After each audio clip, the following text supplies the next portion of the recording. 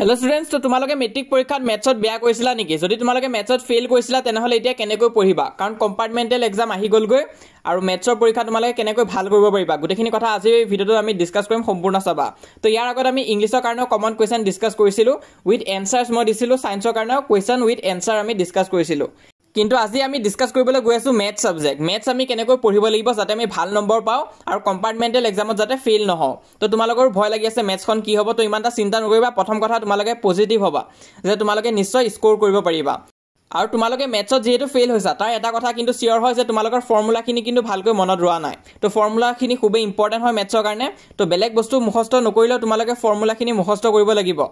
প্ৰতিটো চেপ্টাৰতে তোমালোকে 4-5টাকৈ ফৰ্মুলা পাবা, সেইখিনি ভালকৈ চাই থৈ দিবা। তো এখন তোমালোকে পেপাৰ লবা, ব্ল্যাঙ্ক পেপাৰ এখন লোৱা আৰু তাত A to Z যিমান ফৰ্মুলা আছে কিতাপখনত গোটেইখিনি লিখি যোৱা, ইম্পৰ্টেন্ট ফৰ্মুলা যিমান আছে। তো সেইখিনি তোমালোকে লিখি ৰাখি নিজৰ ষ্টাডি ডেস্কত লগাই থৈ দিয়া। তো এই 7 দিন মান তোমালোকে যদি হেখন চাইও থাকা তেতিয়াও তোমালোকৰ বহুতখিনি কাম হৈ যাবগৈ। তো প্ৰথম কামটো হৈছে তোমালোকে এখন ফৰ্মুলা শীট বনোৱা। তো বহুতে হয়তো ভাবিবা যে এটো কৰিলেনো কি নহব। তো মেট্ৰিকৰ আগতো তোমালোকে এনেকুৱাই ভাবিছিলা, কিন্তু তাতো মই কৈছিলো যে তোমালোকে ফৰ্মুলা শীট এখন বনোৱা। যিসকল ষ্টুডেন্টছে ফলো কৰিছে সিহঁতে বহুত ভাল মাৰ্কস পাইছে। তো তোমালোকে আজি এখন ফৰ্মুলা শীট বনোৱা। তো তোমালোকে যদি পৰীক্ষাত এনেকুৱা এটা প্ৰশ্ন পোৱা যোনটো তোমালোকে নাজানা কিন্তু বুজি পাইছা যে কোনটো চেপ্টাৰৰ পৰা আহিছে, তেতিয়া তোমালোকে সেই চেপ্টাৰটোৰ ফৰ্মুলাখিনিও যদি ভালকৈ লিখি থৈ আহা গিভেনখিনি দি লৈ, তেতিয়া তোমালোকে ষ্টেপ মাৰ্কিঙৰ কাৰণে নম্বৰ পাবা।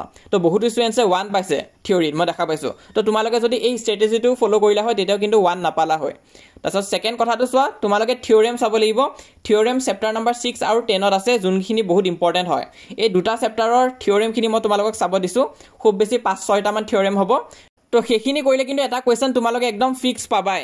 তো মই মেট্ৰিক পৰীক্ষা আগতে কৈছিলো আৰু সিহঁতেও এটা ফিক্স কোৱেশ্চন পাইছে তাৰ পৰা, চেপ্টাৰ 10ৰ পৰা থিওৰেম আহিছিলে। তো ঠিক তেনেকুৱাকৈ তোমালোকে প্ৰুফ ইৰেচনেল বা ফেক্টৰাইজ বুলি এটা টপিক আছে। প্ৰুফ ইৰেচনেলটো তোমালোকৰ চেপ্টাৰ 1ত আছে আৰু ফেক্টৰাইজটো তোমালোকৰ ৰিভিজন পাৰ্টত আছে। সেই দুটা টপিকৰ পৰা যিকোনো এটা টপিক তোমালোকৰ আহিব আৰু 2 মাৰ্কস থাকিব সেই কোৱেশ্চনটোত। তোমালোকৰ 46 নম্বৰ কোৱেশ্চনটোৱে তেনেকুৱা হ'ব। মই মেট্ৰিক পৰীক্ষাটো কৈছিলো এটা ফেক্টৰাইজৰ কোৱেশ্চন আহিছিলে 2 মাৰ্কৰ কাৰণে। তো এই দুটা কাম কৰিলে তোমালোকৰ 4 মাৰ্কস এটা ডাইৰেক্ট ফিক্স হৈ আছে। তাৰ উপৰি তোমালোকে কনষ্ট্ৰাকচন চেপ্টাৰ যোনটো আছে, মই সেইটো আগতেও কৈছিলো, সেইটো একদম ডাইৰেক্ট নম্বৰ দিয়া চেপ্টাৰ হয়। সেইটো চাবা তোমালোকে 4 নম্বৰ আৰু এক্সট্ৰাকৈ পাবা। টোটেল 8 নম্বৰ হৈ আছে তোমালোকৰ। তাৰ উপৰি তোমালোকৰ কাৰণে জানা কোৱেশ্চন কিছুমান আহিব, তাৰ পৰাটো নম্বৰ পাবাই। আৰু নাজানা কোৱেশ্চন বিলাকৰ তোমালোকে অকল ফৰ্মুলাটো যদি লিখি থৈ আহা গিভেনখিনি দি, তেতিয়া তোমালোকে 1 মাৰ্কস বা হাফ মাৰ্কস এনেকুৱা পাবা সেইবিলাক কোৱেশ্চনৰ পৰা। আৰু গোটেইখিনি এটেম্প কৰিবা, তেতিয়াহ'লে তোমালোকে 13 মাৰ্কস গ্যাৰান্টি পাবাই। লগতে আৰু এটা বস্তু তোমালোকক ক'ব বিচাৰিম যে কমন এমসিকিউ নাচাবা। কমন কেতিয়াও নাহে এমসিকিউ তোমালোকে প্ৰেক্টিছ কৰিব পাৰা, সেইটো পেটাৰ্ণত আহিব পাৰে, কিন্তু কমন কেতিয়াও নাহে। বহুত ষ্টুডেন্ট মই দেখা পাইছো সিহঁতে এমসিকিউ মুখস্থ কৰি আছে। তো তেনেকুৱা নিচিনা কৰিলেতো তোমালোকে ফেল হৈ যাবা কিন্তু, কাৰণ এমসিকিউটো ষ্টুডেন্ট এনেও পাছ হৈ যায়, থিওৰি পাৰ্টত ফেল হৈ যায়। থিওৰিটো যদি উইক থাকে তেতিয়াহ'লে কিন্তু এমসিকিউটো প্ৰব্লেম হ'ব। থিওৰিখিনি যদি ভালকৈ জানা, কোৱেশ্চনখিনি যদি কৰিব পাৰা আৰু ফৰ্মুলাখিনি যদি মনত থাকে, তেতিয়াহ'লে তোমালোকে নিশ্চয় কৰিব পাৰিবা গোটেইখিনি কোৱেশ্চন। আৰু এটা কথা হ'ল যে কমন কৰিব পাম আমি। তো কমনৰ কাৰণে মই অলৰেডি 3টা ভিডিঅ' দি থৈ দিছিলো মেট্ৰিকৰ সময়ত। সেই কোৱেশ্চনখিনি খুবেই ইম্পৰ্টেন্ট হয়, তাৰ পৰাই মেক্সিমাম কোৱেশ্চন আহিছে। আৰু মই অকল কোৱেশ্চন নহয়, তাত তোমালোকক টপিক দেখাইছিলো, পেটাৰ্ণ দেখাইছিলো, কেনেকুৱা নিচিনা কোৱেশ্চন আহিব পাৰে। তো 3টা ভিডিঅ' আছে, এইটো তোমালোকে চাই থৈ দিব পাৰা।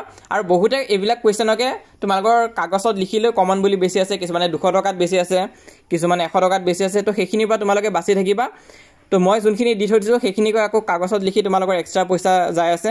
তো সেইটো কাৰণে তোমালোকে এই ভিডিঅ'খিনি চাই থৈ দিবা। 3টা ভিডিঅ' চালে তোমালোকৰ গোটেইখিনি চেপ্টাৰৰ পৰা কোনখিনি বেছি ইম্পৰ্টেন্ট হয় গম পাই যাবাগৈ। তো সময়ো নাই এতিয়া, সেইটো কাৰণে অকল ইম্পৰ্টেন্টখিনি চাই যোৱা, লগতে ফৰ্মুলা কিন্তু গোটেইখিনি চাব লাগিব।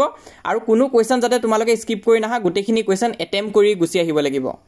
তো এই প্লেলিষ্টটোৰ লিংক মই পিন কমেণ্টত দি দিম, তাত ক্লিক কৰিলে তোমালোকে প্লেলিষ্টখন চাব পাৰিবা। 3টা ভিডিঅ' আছে, সেই 3টা ভিডিঅ' পাৰিলে আজিয়ে তোমালোকে শেষ কৰি দিয়া চাই, আৰু কিতাপত গোটেই দাগখিনি দি ল'বা। লগতে ফৰ্মুলা গোটেইখিনি চাই থৈ দিবা। তোমালোকে যাতে পাছ কৰা মই তাকে আশা কৰিছোঁ। লগতে আমাৰ হোৱাটছআপ চেনেলত জইন কৰিবা, তাত তোমালোকে সকলো ধৰণৰ হেল্প আৰু ইনফৰমেশ্যন পাই থাকিবা। গোটেইবিলাক ছাবজেক্টৰ কাৰণে তাত সহায় কৰি যাম। তো লিংকটো পিন কমেণ্টত দিয়া আছে, হোৱাটছআপ চেনেলটো তোমালোকে জইন কৰি থৈ দিয়া। তাৰোপৰি ইনষ্টাগ্ৰামত ফ'ল' কৰিলেও কৰিব পাৰা, কিন্তু সেইটো এতিয়া ইম্পৰ্টেণ্ট নহয়। এতিয়া হৈছে তোমালোকৰ ৰিজাল্টটো ভাল হ'ব লাগিব এই কম্পাৰ্টমেণ্টেল এক্সামত, যাৰ কাৰণে তোমালোকে ছাবস্ক্ৰাইব কৰি থৈ দিয়া চেনেলটো। আগলৈ মই যিমান পাৰোঁ সহায় কৰি যাম।